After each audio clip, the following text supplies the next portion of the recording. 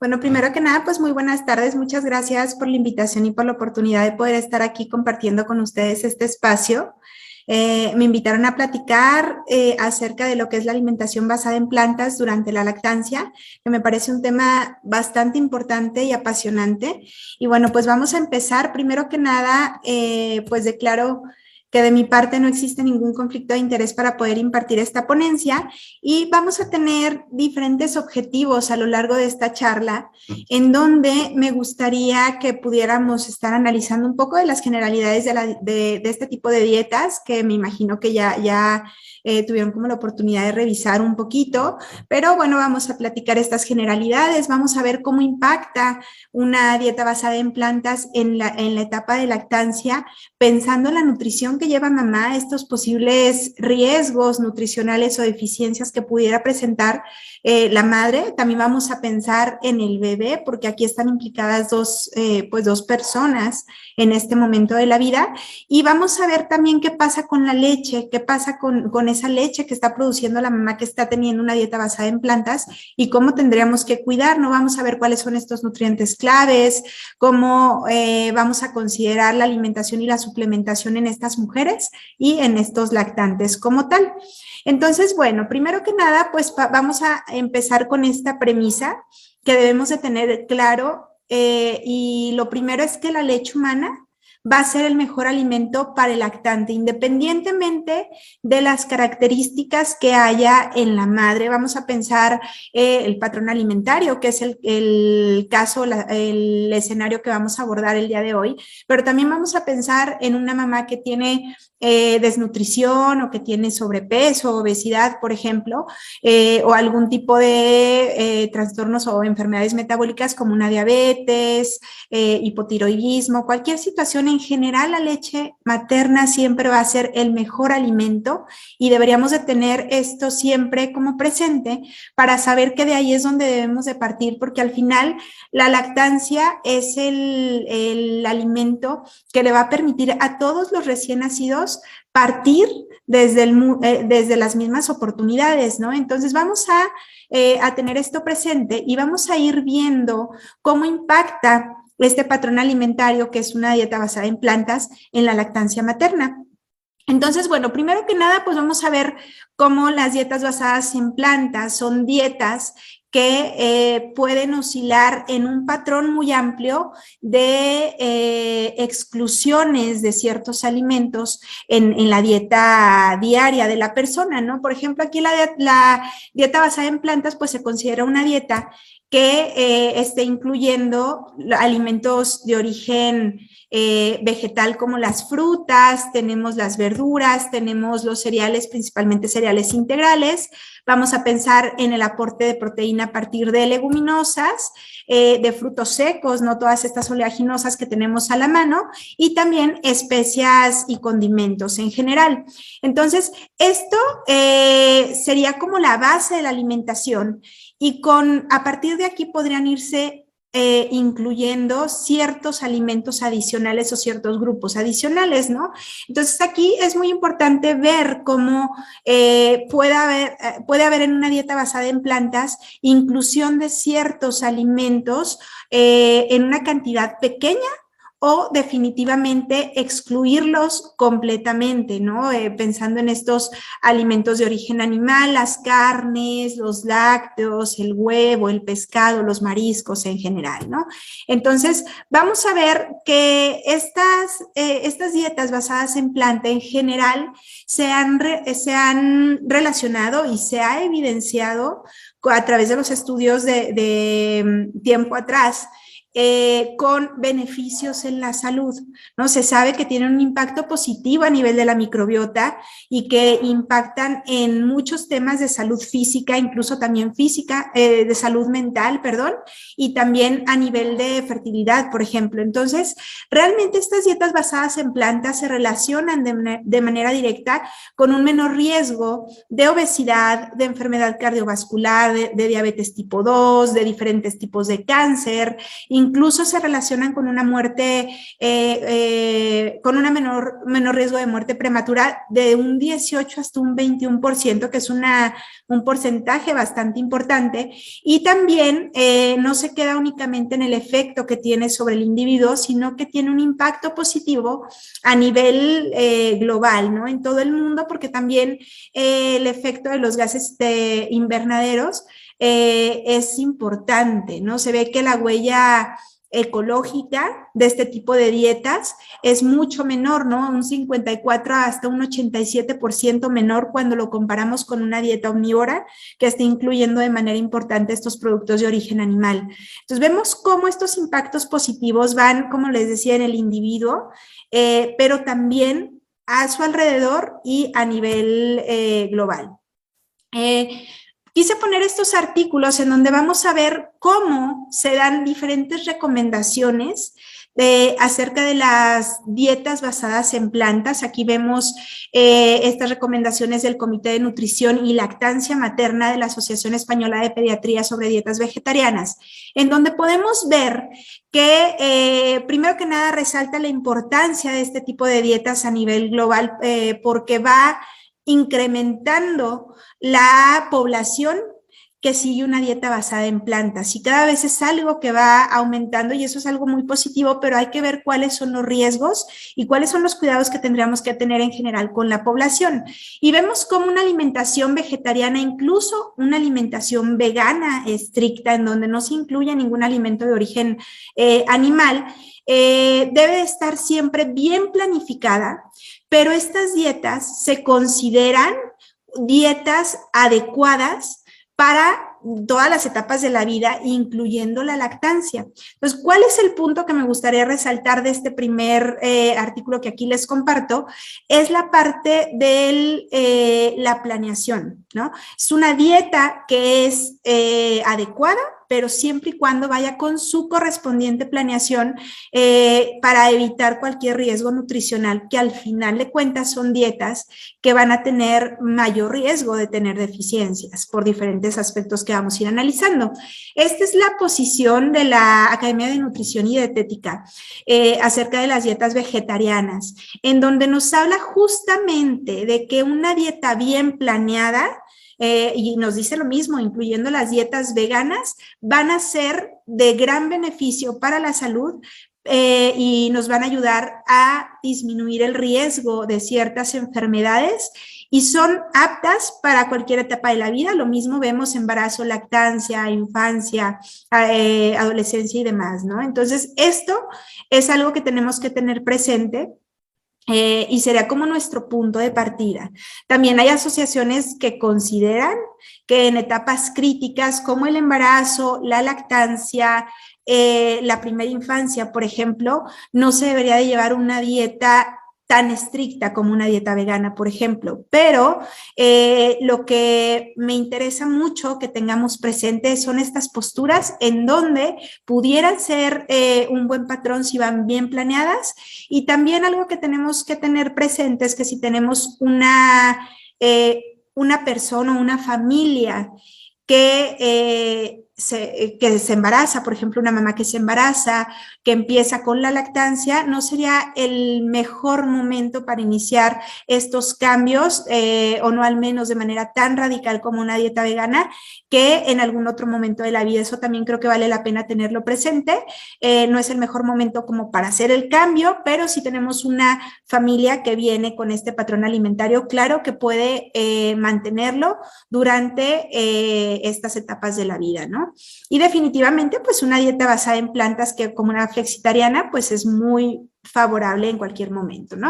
Entonces vamos a ver cómo tenemos diferentes tipos de dietas basadas en plantas y esto es muy importante que nosotros lo analicemos con nuestros pacientes. ¿Por qué? Porque no es lo mismo tener en consulta o en seguimiento nutricional a una familia, a una mujer que está dando lactancia materna y tiene un estilo de vida vegana, donde excluye absolutamente todo, a tener una paciente que es ovo-lacto-vegetariana, por ejemplo. Entonces hay que analizar bien cuál es el tipo de dieta que está llevando para poder analizar cuáles serían los posibles riesgos a nivel nutricional y abordar al respecto, ¿no? De la manera más atinada. Entonces vemos cómo las dietas vegetarianas en general, ¿no? O basadas en plantas se pueden dividir en diferentes tipos.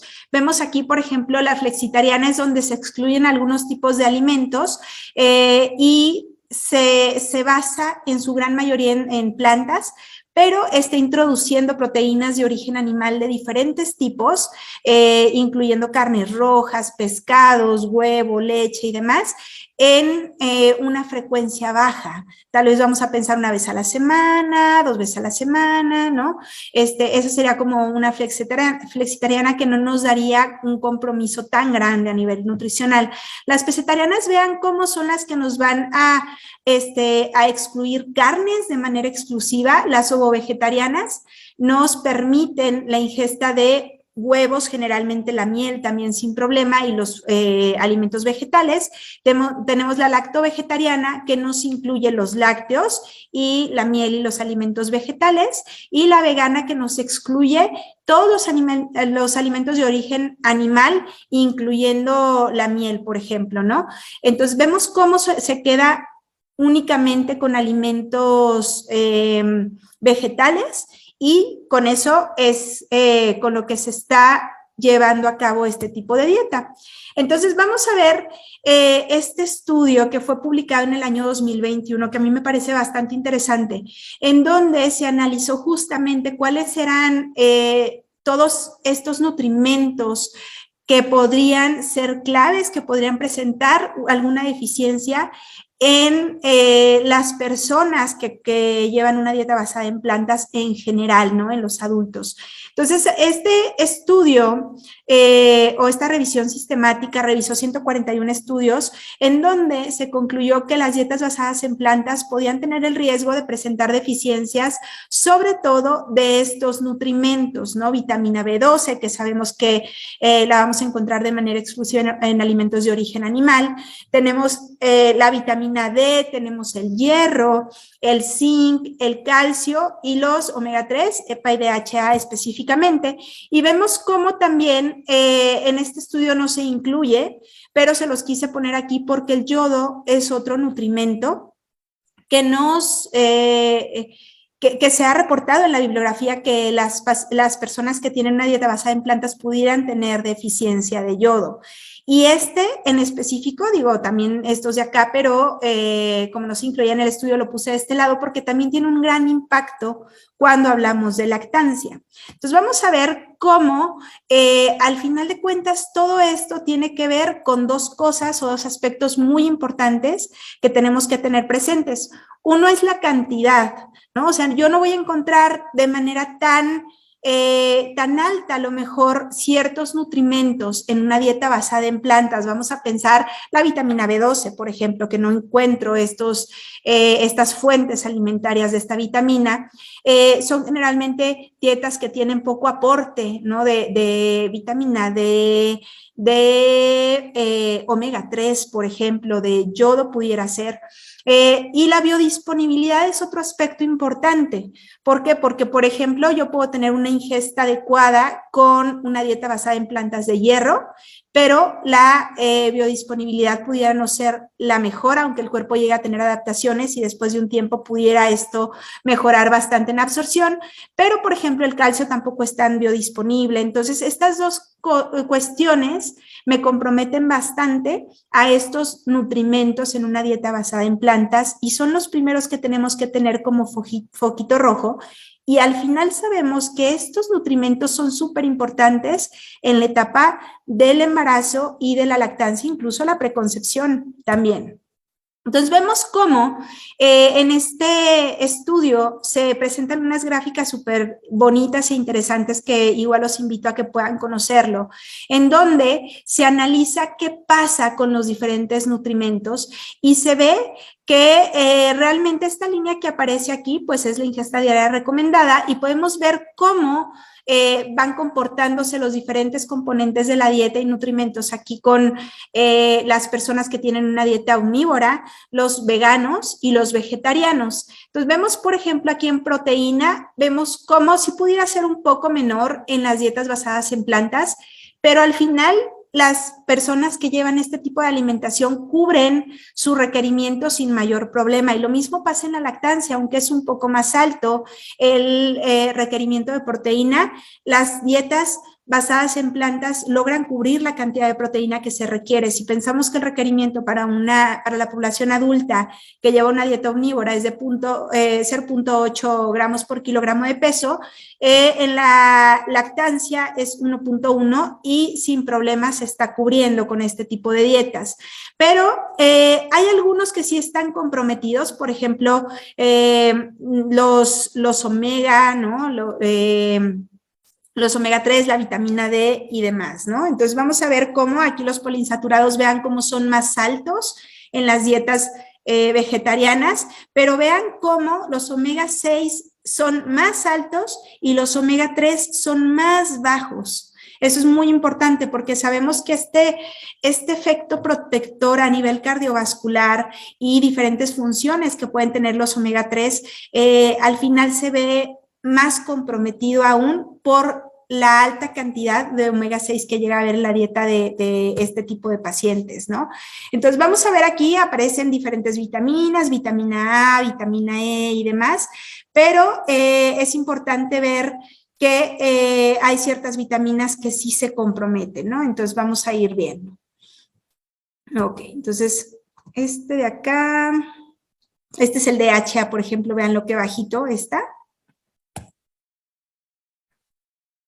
Los folatos se cubren perfecto, que sabemos que los folatos juegan un rol tan importante para temas de defectos de tubo neural en el embarazo, pero en la lactancia también son importantes porque también participan en todo el desarrollo del sistema nervioso central del bebé. Entonces vean cómo los folatos se cubren súper bien sin ningún problema. Y bueno, vamos a ir viendo. Esta es la vitamina D. Vean, la vitamina D en la población general es muy bajita, en la ingesta, ¿no? Acá está la IDR, vean cómo está la ingesta tan baja para los tres grupos, pero sobre todo para las dietas basadas en plantas, específicamente más acentuado en el grupo de los veganos. Entonces, bueno. Como conclusión o como cierre de este estudio se presenta este cuadro en donde podemos ver cuáles son los nutrimentos críticos o los que se consideran de riesgo para una ingesta adecuada en las dietas que son vegetarianas o veganas. Entonces, se identifica como los ácidos grasos omega 3, EPA y DHA específicamente, la vitamina B12, la vitamina D, el calcio, el yodo, el hierro y el zinc me representan un riesgo importante en las personas que son veganas.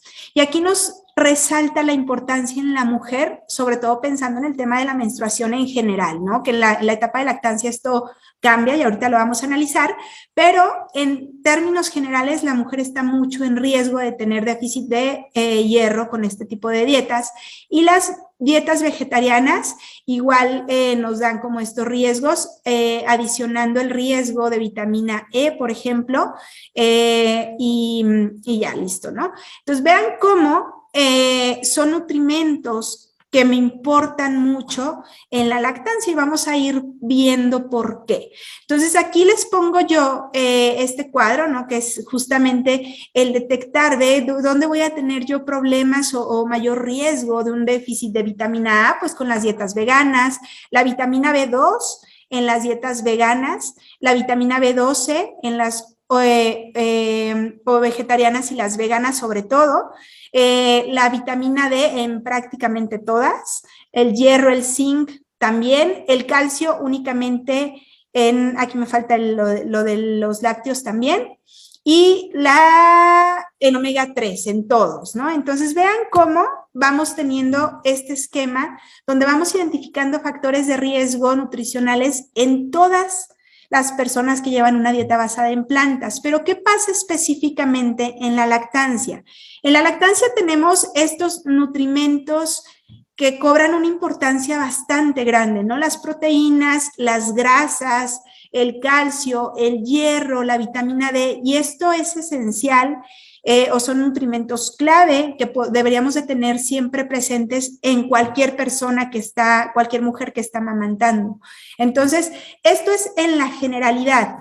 Y además, en la dieta basada en plantas, pues me tengo que preocupar por la vitamina B12, por el zinc, por el EPA, el DHA, el yodo, ¿no? Aparte de estas que tenemos de este lado. Entonces vamos a ir viendo cómo cuando se produce la leche materna, se llevan a cabo diferentes procesos en la glándula mamaria, en donde el lactocito está formando esa leche y está aportando ciertos nutrimentos. Y de los nutrimentos que encontramos en la leche materna, algunos vienen o tienden a responder a la concentración que hay en la dieta materna de ese nutrimento o al estado de nutrición de la madre, a todas las reservas corporales que tiene esos nutrimentos, pero hay otros que no cambian o no se modifican independientemente de cuánto coma mamá y cuál es su estado nutricional, ¿sale? Entonces vamos a ver cómo aquí, por ejemplo, están las grasas totales, ¿no? El DHA, el ácido araquidónico, la tiamina, riboflavina, piridoxina, la cobalamina, que es la B12, la vitamina A, la vitamina D, la vitamina K, la colina, el yodo y el selenio sí cambian de acuerdo a lo que come la mamá. Entonces, si yo tengo una mamá que lleva una alimentación vegana, por ejemplo, y que no lleva una adecuada suplementación, que no está equilibrando de manera correcta esa ingesta de nutrimentos, muy seguramente su leche va a tener un compromiso nutricional en cuanto a la cantidad de estos componentes y específicamente en una dieta vegana o basada en plantas que no tiene una adecuada suplementación y no lleva un adecuado equilibrio en la ingesta, a mí me preocuparía bastante, por ejemplo, el DHA, la cobalamina, la vitamina D, la colina y el yodo. Eso sería como lo primero que tendríamos nosotros que tener presente y que echarle ojo para hacer el adecuado estudio, primero que nada, el indagar y hacer justamente una anamnesis para poder determinar cuál es el estado nutricional y el estado en específico de estos nutrimentos y poder hacer el mejor abordaje de acuerdo a esto. ¿Cuáles no cambian? Los que tenemos de este lado. Proteínas, ácido fólico, vitamina E, calcio, hierro, cobre, zinc, no se modifican con lo que come mamá. Si tenemos una mamá que está teniendo una ingesta bajita de proteína, por ejemplo, el lactocito va a hacer su trabajo y va a jalar todos los aminoácidos que necesite para crear esas proteínas y que el lactante tenga ese aporte que requiere, lo mismo con el resto de estos nutrimentos, y tenemos como esta dualidad, ¿no? Entonces esto es bien importante, ¿por qué? Porque si yo tengo una paciente que le estoy dando una suplementación por X, Y o Z de calcio, de hierro, de ácido fólico, yo no voy a lograr que esos nutrimentos se incrementen en la leche materna. Y esto es muy importante. ¿Por qué? Porque yo si tengo un niño, por ejemplo, un bebé lactante con una anemia por deficiencia de hierro, no podríamos nosotros buscar que esa concentración de hierro se modificara a través de la leche materna. No podríamos hacerlo, tendríamos que dar una suplementación específica al lactante, pero sí podríamos hacer que el bebé recibiera más DHA, por ejemplo, a través de la leche, dando una suplementación a la mamá. Entonces, esto tenemos que tenerlo presente. Hay algunos que sí me impactan en su concentración cuando yo lo doy a través de la dieta materna y hay otros que no. Entonces, eso es lo primero. Y también hay que tener presente que hay deficiencias maternas que si no se cubren y está habiendo una deficiencia en la concentración de la leche humana de ese nutrimento en específico, podría llegar a tener la deficiencia el bebé y podría estarla manifestando. Por ejemplo, hay bebés que pueden tener ciertas manifestaciones dermatológicas o neurológicas en respuesta a un déficit de riboflavina y de cobalamina que viniera desde la mamá, por ejemplo. Entonces, eso es como aspectos que tenemos que tener presente y que resultan importantes. Entonces, vemos aquí también yo les decía, ¿no? Importantísimo el B12, el yodo, el DHA, porque al final de cuentas son nutrimentos que pueden llegar a tener impactos muy importantes en la salud del lactante, ¿no? Sabemos, por ejemplo, que la vitamina B12, la deficiencia de vitamina B12, de yodo, me puede llevar a un compromiso neurológico importante e irreversible en el lactante. Entonces, sí hay que hacer una anamnesis muy completa y poder hacerlas primero que nada, la planeación correcta para evitar deficiencias nutricionales durante esta etapa y en cualquier momento de la vida. Y en caso de que haya deficiencias, poder hacer las correcciones pertinentes, ya sea en la mamá o en el lactante, según aplique el caso de cada nutrimento en específico. Y bueno, vamos a ver cuáles son estas nutrimentos clave, ¿no? A lo largo de la etapa de lactancia con la dieta basada en plantas, y también sabemos que las intervenciones pues van a ser diferentes o el impacto y riesgo va a ser distinto si tenemos una lactancia materna exclusiva, es decir, un bebé que tiene de 0 a 6 meses, o si tenemos un bebé que está llevando una alimentación con lactancia humana, pero también ya tiene alimentación complementaria, ¿no? Que ya es más grandecito, entonces es diferente el abordaje que se da y los riesgos también que implican para la madre. Entonces vamos a ver primero que nada, lo de las proteínas. Yo les decía, realmente en las proteínas, aunque sí se ha visto que pudiera ser más baja la ingesta de proteína en las dietas basadas en plantas, la realidad es que con una dieta basada en plantas, independientemente del patrón, ya sea una flexitariana, ovo-vegetariana, lacto-vegetariana o una vegana en general, podríamos estar cubriendo sin mucho problema la cantidad de proteína requerida durante la lactancia.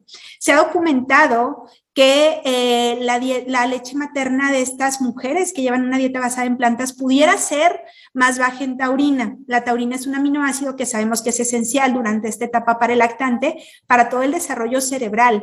Realmente esto es algo que está en estudio, se sabe y se ha documentado justo lo que les comento, que sí la leche de las mujeres que tienen una dieta basada en plantas tiende a ser más baja en el aporte de taurina, pero no se conoce todavía el impacto que esto pudiera tener, ni se ha demostrado que afecte a nivel del desarrollo cerebral. Se sabe que participa la taurina en este desarrollo, pero no se ha encontrado que tenga un efecto, ni se ha abordado alguna suplementación al respecto. Entonces, esto lo tenemos aquí como un parteaguas para la investigación y para estar como al tanto de esta información.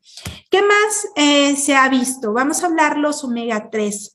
Los omega 3 sabemos que son estos ácidos grasos que van a estar participando en el desarrollo cerebral del sistema nervioso central, en el desarrollo de la retina, y que son tan importantes en todo el embarazo y después en la lactancia.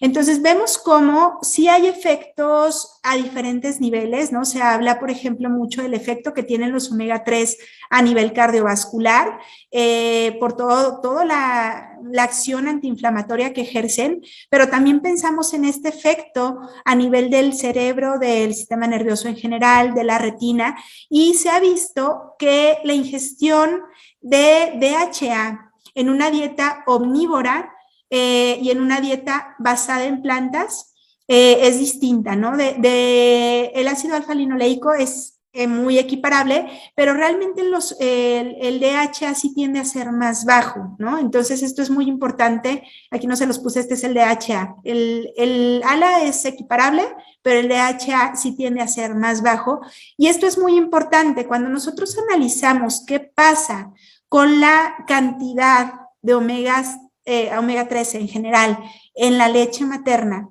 podemos ver que el DHA sí responde a lo que come mamá. Entonces, si mamá está comiendo menos DHA en su dieta, en automático su leche va a tener menos DHA y podríamos encontrar una deficiencia de este nutrimento en el lactante.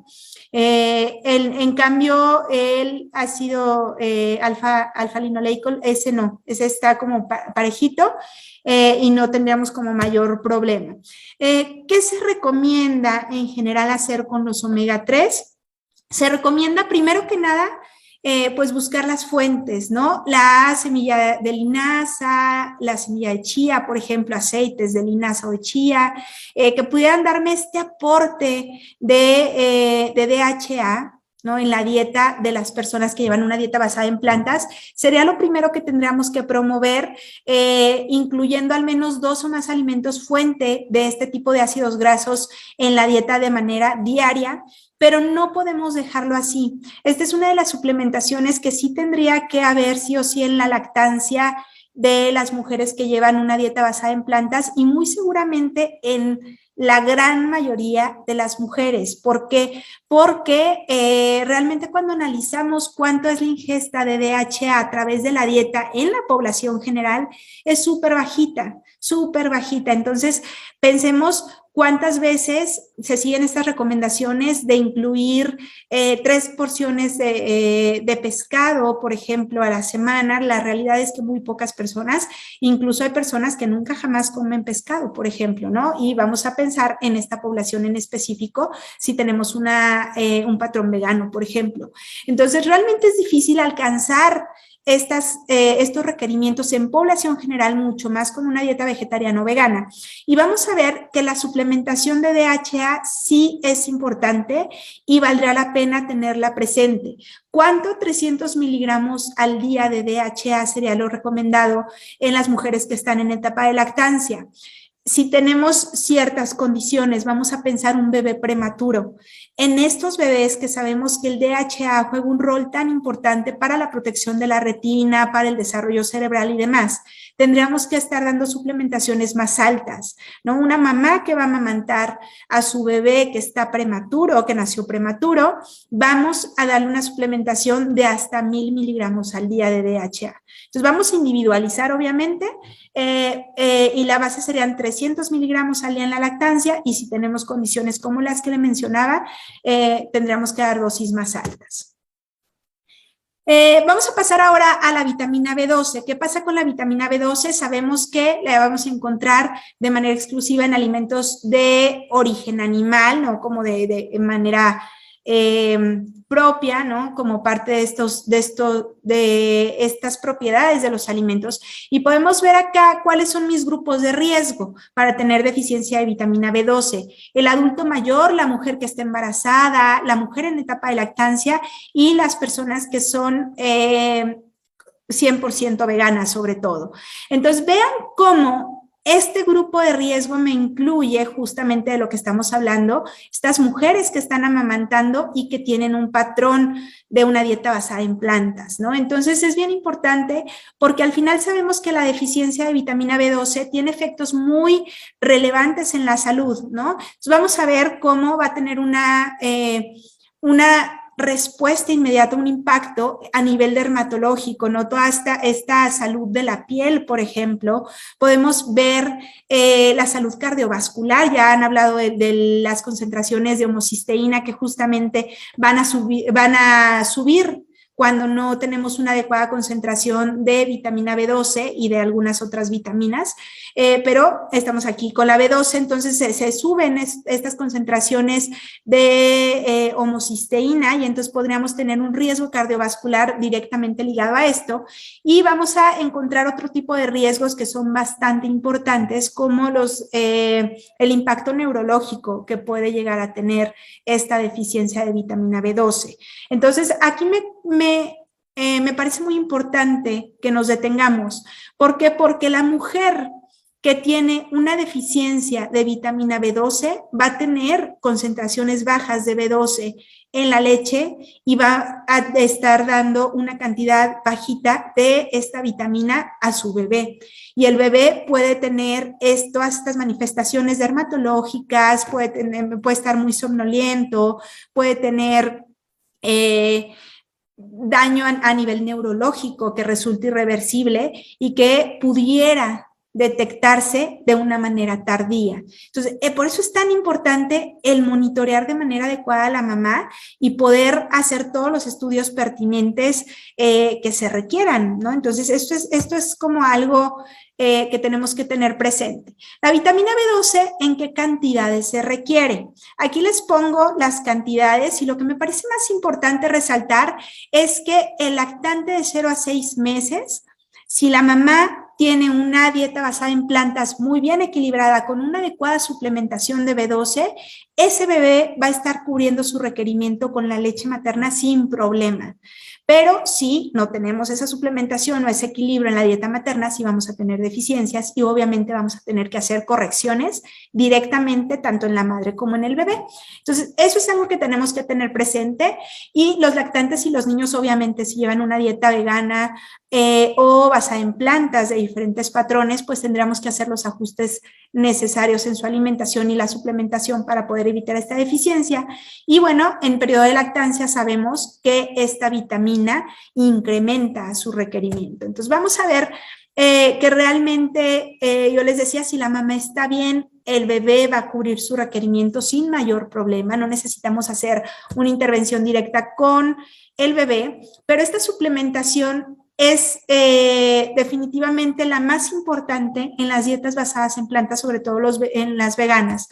¿Por qué? Porque no encontramos estas fuentes de vitamina B12 de manera adecuada en los alimentos de origen vegetal. Entonces vemos cómo en lactancia materna exclusiva, pues tenemos que suplementar a mamá, ¿no? Entonces suplementamos a mamá y bebé va a estar recibiendo de manera directa esta vitamina B12 en concentraciones adecuadas y no requerimos hacer nada más. Es como si tuviéramos una mamá que lleva una dieta omnívora, pues no tenemos que darle una suplementación de B12 al bebé porque se cubre con la leche. Pero cuando inicia alimentación complementaria, ahí sí pensamos en los dos, aunque continúen con lactancia. Se suplementa a la mamá y se suplementa al bebé. Y es bien importante el saber y el recordar que pues tenemos diferentes estudios, ¿no? La vitamina, lo que es el ácido metilmalónico, la homocisteína, para poder ver el estado de la vitamina B12 en el organismo y poder suplementar. Pero independientemente de cualquier situación, las personas que llevan una dieta que es vegana, ¿no? Que no esté incluyendo estos productos de origen animal, deben de tener desde el inicio su suplementación de vitamina B12. ¿Por qué? Porque es una reserva en el cuerpo que se va depletando de manera pues lenta, por así decirlo. Vamos a pensar un tiempo en donde van bajando estas reservas y puede enmascararse de diferentes formas. Podríamos encontrar una persona que no tiene manifestaciones clínicas de esta deficiencia, pero que la está teniendo. Y entonces el daño que se produce a nivel neurológico, sobre todo en los bebés, por ejemplo, se puede detectar demasiado tarde. Entonces no nos tendríamos que esperar, tendríamos que hacer una suplementación desde el inicio de manera correcta de vitamina B12 en cualquier persona que lleva una dieta basada en plantas, mucho más si está con una demanda tan importante como una lactancia o un embarazo. Eso es lo primero. También hay que pensar que las altas dosis de ácido fólico, que sabemos que el ácido fólico es tan importante y tan estudiado, tan ampliamente distribuido en la población en etapas sobre todo de embarazo, podría enmascarar una deficiencia de vitamina B12.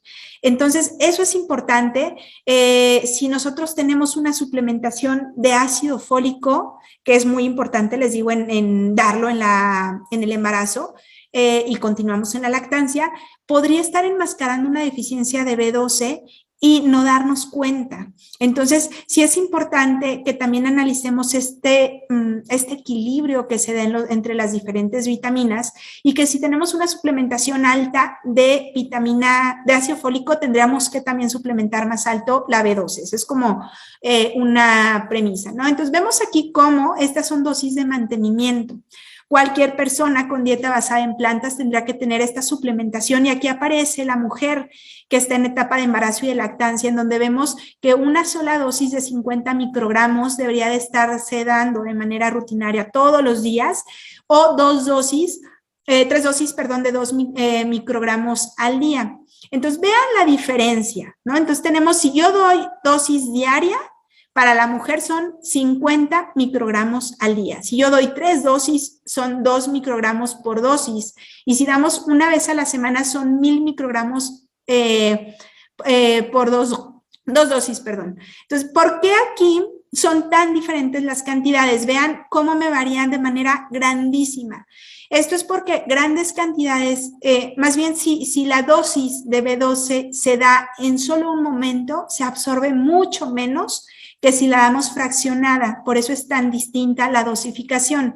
Aquí tenemos la suplementación para niños de 6 meses a 3 años, que sería otro grupo, ¿no? De estos niños que están llevando lactancia materna, pero ya llevan alimentación complementaria o alimentación familiar, y vemos ya para niños más grandes. Aquí lo que me parece importante resaltar es esta parte de que si tenemos un niño menor a 6 meses, con la lactancia la va a hacer si la mamá está bien suplementada, ¿sale? Entonces, eso sería como lo primero. Pero, ¿qué pasa si hay una deficiencia? Es diferente pensar en que hay deficiencia y en que solamente estamos manteniendo una concentración adecuada de B12. Entonces, vemos cómo aquí están los estudios o los resultados que podríamos obtener en las diferentes concentraciones de vitamina B12 en sangre. Y vemos cómo de acuerdo al resultado va a ser la suplementación que demos para corregir. Entonces, esto es muy importante. Aquí vemos cómo para mujeres embarazadas y en etapa de lactancia tenemos justamente esta suplementación de acuerdo al resultado que encontremos en los bioquímicos. Y aquí tenemos para los niños de 6 meses a 3 años, y bueno, se da en forma de cianocobalamina, que puede ser inyectada oral, ¿no? Esta es la suplementación oral que aquí les comparto. Entonces, esto es como importante tenerlo presente y no vamos a hacer la suplementación únicamente al aire, tenemos que hacer estudios de laboratorio, tenemos que ver la concentración sérica y con base en esto poder determinar cuál sería pues la mejor intervención a llevar a cabo y también el monitoreo, ¿no? O sea, ¿cuánto tiempo? Aquí les aparece, ¿no? Aquí viene en esta guía 4 meses, 3 meses, 2 meses, 1 mes. Vean cómo es de acuerdo a la deficiencia, al grado de deficiencia que encontremos de esta vitamina. Y tendríamos que estar haciendo el monitoreo. Si nosotros tenemos una mujer que me cae en este rubro, ¿no? Y voy a estar dando 1000 microgramos al día por 4 meses de cianocobalamina vía oral, pues yo en 4 meses tendría que pedirle estudios de laboratorio para ver cómo están estas concentraciones de B12 y poder, ahora sí que cambiar el esquema. Si ya estamos bien, pues nos vamos a las dosis de mantenimiento para continuar con un adecuado estado de la B12. ¿Qué pasa con la vitamina D? La vitamina D sabemos que es una vitamina que va a responder mucho también al estilo de vida, a la exposición solar que tengamos, pero definitivamente la población actual cada vez está más expuesta a una deficiencia de vitamina D. ¿Por qué? Porque no tenemos menor exposición solar, tenemos mayor uso de bloqueador, por ejemplo, que eso al final de cuentas son factores de riesgo para deficiencia de esta vitamina. Y cuando nosotros vemos las cifras, es una deficiencia súper común y es de las más subdiagnosticadas, ¿no? Casi no se identifican. Entonces, sí tenemos que igual pedir estudios de laboratorio y saber que una suplementación, estos son puntos importantes que vamos a tener presente, una suplementación básica de 400 unidades al día de vitamina D en las madres que amamantan no va a ser suficiente para que la leche humana contenga concentraciones adecuadas para los hijos. Eso es como la primer premisa. Y vamos a pensar que la gran mayoría de las mujeres no tienen una suplementación de vitamina D. Entonces estamos peor en este escenario de lo que llega a la leche. Y de hecho está documentado que una de las vitaminas que más preocupan o que más podrían tener este riesgo nutricional en general, no solamente en las mujeres que tienen una dieta vegana o basada en plantas, sino en general en todas las mujeres que amamantan, es la vitamina D precisamente. Entonces, eso lo tenemos que tener ahí presente porque la leche humana tiene concentraciones bajitas de vitamina D. Entonces, una concentración sérica adecuada de vitamina D en la madre se ha relacionado con una baja incidencia de asma y alergias alimentarias en el bebé. Entonces, vamos empezando desde ahí. Y esto lo tendríamos que buscar incluso desde la preconcepción o ya por muy tarde en el embarazo, no en la lactancia. Hay que estudiar a la mujer desde antes. Y vamos viendo cómo 4,000 unidades al día de vitamina D suplementadas en el embarazo y la lactancia se pueden relacionar con limitar el desarrollo de asma y alergias alimentarias en lactantes. Entonces vamos a ir viendo dosis. ¿Qué pasa o qué hay en la bibliografía? Aquí vemos cómo dosis recomendadas de mantenimiento en la lactancia son de 1,000 a 2,000 unidades diarias, ¿no? Esa sería la suplementación que tendría que tener una mujer que está amamantando. Y cuando hay deficiencia, las dosis pueden ser más altas, 2,000 a 4,000 más o menos es una buena cantidad, por 5 o 2 meses y medio, dependiendo de la dosis que se elija. Igual, el monitoreo a través de los estudios de laboratorio, y hay que tener presente que el exceso causa toxicidad. Yo he visto luego recomendaciones de 10,000 unidades al día, 20,000 unidades al día, 50,000 unidades, y la realidad es que también hay que tener presente que el exceso causa toxicidad y tenemos estos rangos de seguridad. ¿Qué más encontramos en la lactancia? Que todos los bebés amamantados, todos, no solamente los que son hijos de estas madres que llevan dietas basadas en plantas, sino todos los bebés amamantados de manera exclusiva tienen que tener una suplementación de 400 a 800 unidades al día de vitamina D. ¿De qué depende la suplementación? Depende de la exposición al sol, ¿no? Del estado nutricional de mamá, por ejemplo. Entonces, en general podríamos partir de 400 unidades al día, pero incluso 800 son adecuadas a todos los bebés durante su primer año de vida. Esto es el primer año de vida. ¿Qué más encontramos? Bueno, estas referencias que se las dejo por acá. Por abajo de 20 nanogramos por mililitro se considera deficiencia de vitamina D, de 20 a 30 insuficiencia y mayor a 30 niveles suficientes, que tendríamos que buscar que al menos estemos en 30 con las mujeres que están embarazadas y en etapa de lactancia. En cuanto a la colina, sabemos que es un nutrimento que también se compromete y que participa en el desarrollo a nivel cerebral y demás. Y tenemos bajas ingestas incluso en población general y mucho más en dietas basadas en plantas, sobre todo si quitamos fuentes tan importantes como el huevo. Y vemos cómo la suplementación recomendada pues son 250 miligramos al día de colina en esta etapa de lactancia. En cuanto al hierro, vemos que el requerimiento igual se cubre con la lactancia si tenemos una mujer que está bien suplementada. Aquí vemos cómo la mujer que está lactando deja de menstruar y esto disminuye muchísimo el requerimiento que tiene de hierro y no tenemos que suplementar si no hay una deficiencia demostrada. ¿Qué nos lo va a decir? El estudio de laboratorio y el estudio clínico completo, toda esta revisión clínica, en donde podemos ver que la dieta basada en plantas podemos encontrar fuentes de hierro bastante amplios, ¿no? Aquí les comparto leguminosas, verduras, cereales, semillas, frutas, que podríamos estarlo cubriendo de manera adecuada. Y se ha visto también que la mujer que lleva una dieta basada en plantas llega a ver ciertas adaptaciones metabólicas que favorecen la absorción de este hierro, aunque se sabe que el hierro M es menos fácil de absorber que el hierro M, pero llega a haber ciertas adaptaciones que favorecen esta absorción y vemos cómo aquí está la ingesta diaria recomendada de hierro, ¿no? Aquí está para la, este es de calcio, para la mujer y entonces vemos cómo lo que nos tocaría sería como cubrir este requerimiento. Solamente si requiere suplementación se va a dar.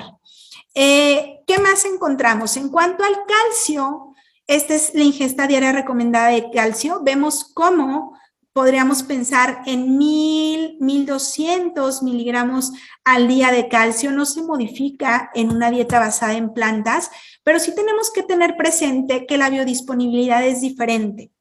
En las dietas omnívoras o alimentos de origen animal, por ejemplo, los lácteos se puede absorber hasta un 30%, pero en los vegetales puede ir de un 15 hasta un 5% la absorción, y eso dificulta el poder lograr estas cantidades de calcio que requiere la mujer en etapa de lactancia. Y podemos ver cómo los oxalatos y los fitatos me juegan un rol tan importante para disminuir la absorción de calcio.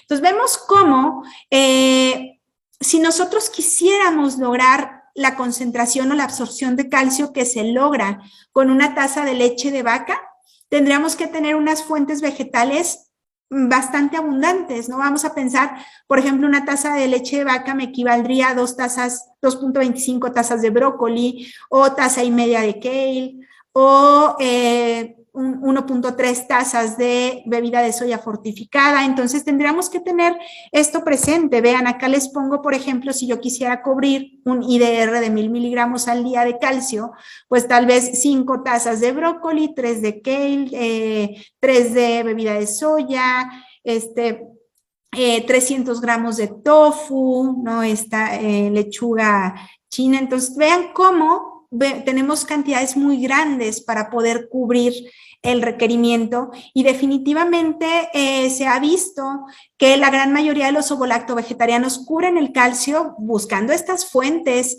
que son ricas en calcio o alimentos fortificados, pero difícilmente los veganos lo cubren. Entonces vamos a suplementar.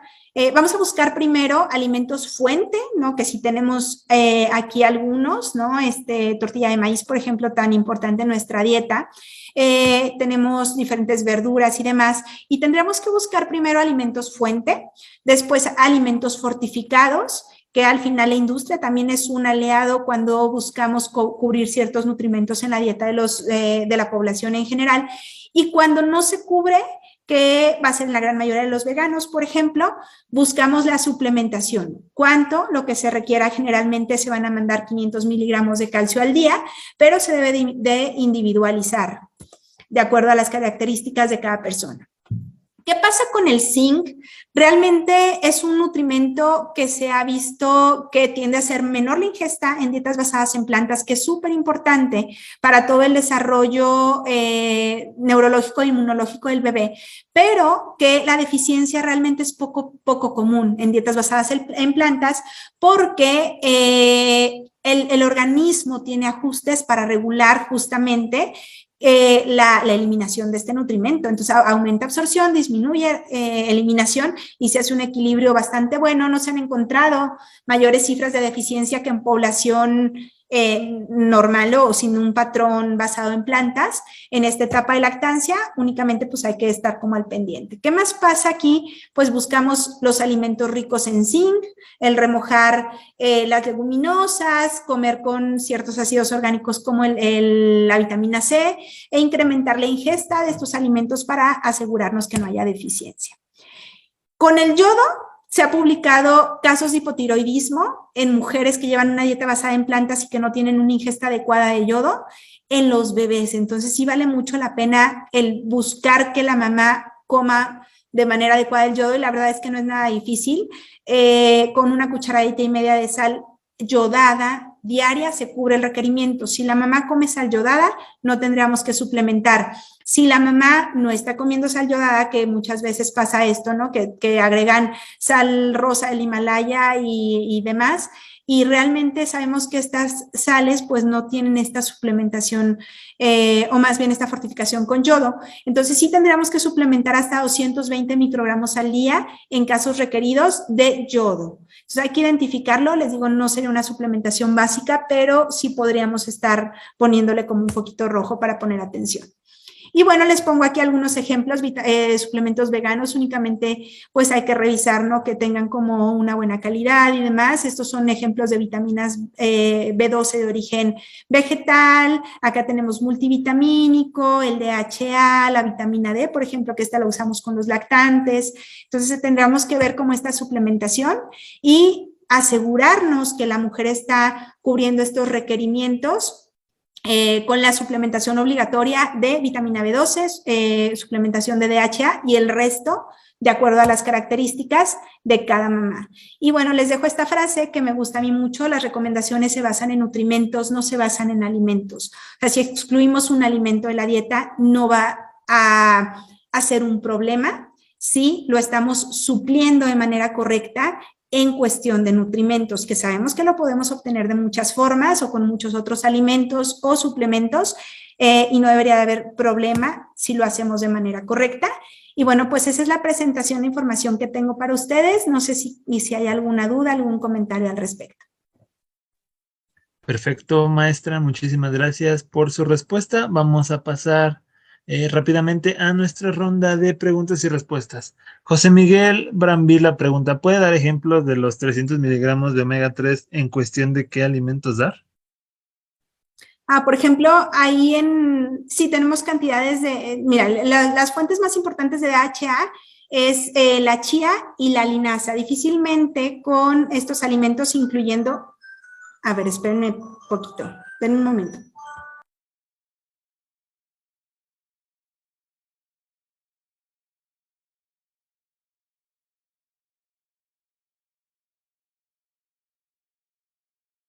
Perdón, que empezó a sonar una alarma por ahí.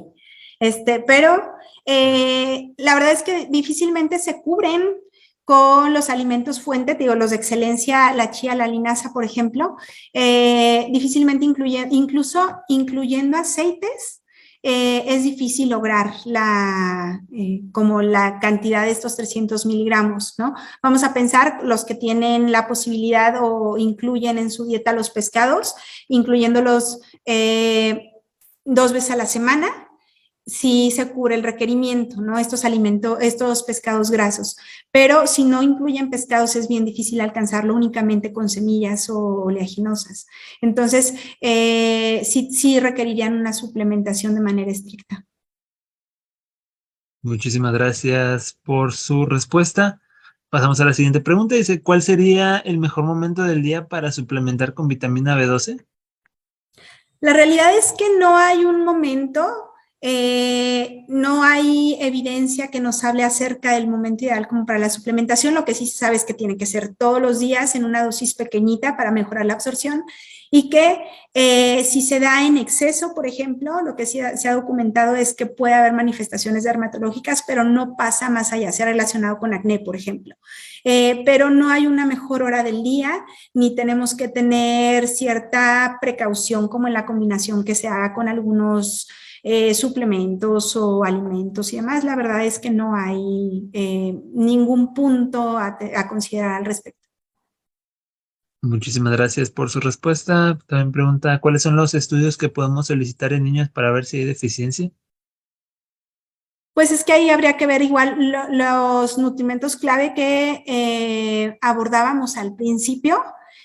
Es lo mismo para población infantil. Entonces, por ejemplo, ahí lo que tendríamos que pensar es si estamos buscando de manera intencional a lo mejor vitamina B12, pues yo puedo pedir la vitamina B12, que es más difícil, pero podríamos tener el ácido metilmalónico, podríamos tener la concentración de homocisteína, la concentración de vitamina D3 en sangre, que es así, es súper básica. Podemos pedir una biometría hemática para poder ver la concentración de hemoglobina, podríamos pedir ferritina, por ejemplo, que sería como lo más importante, ¿no? Para poder ver estas deficiencias.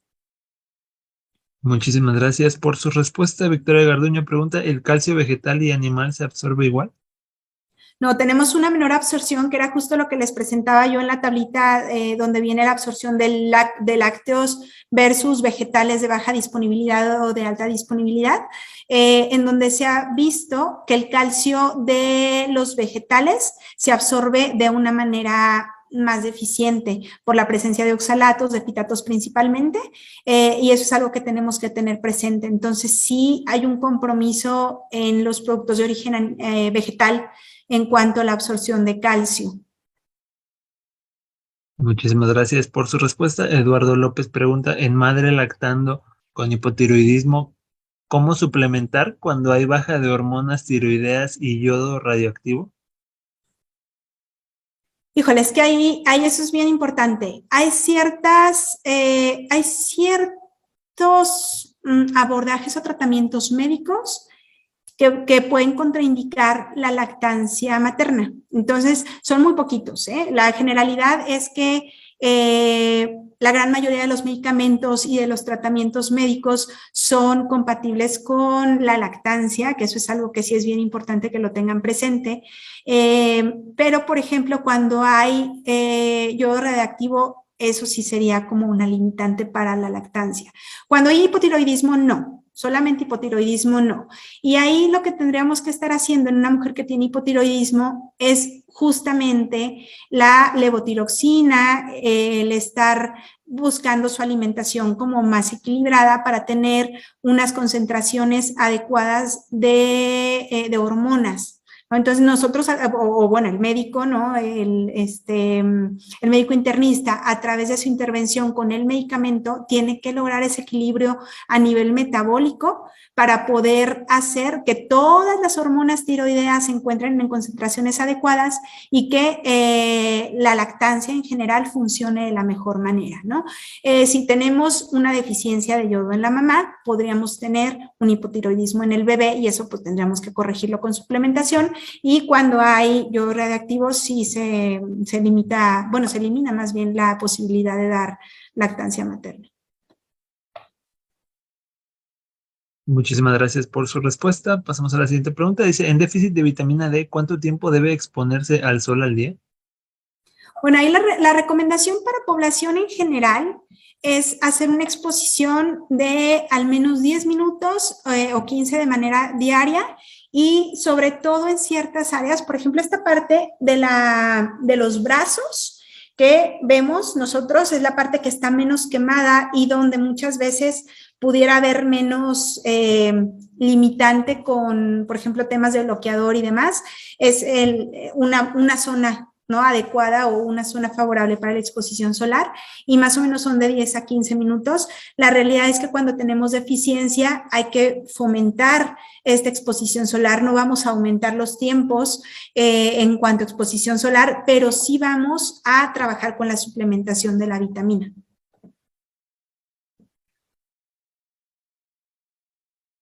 Muchísimas gracias por su respuesta.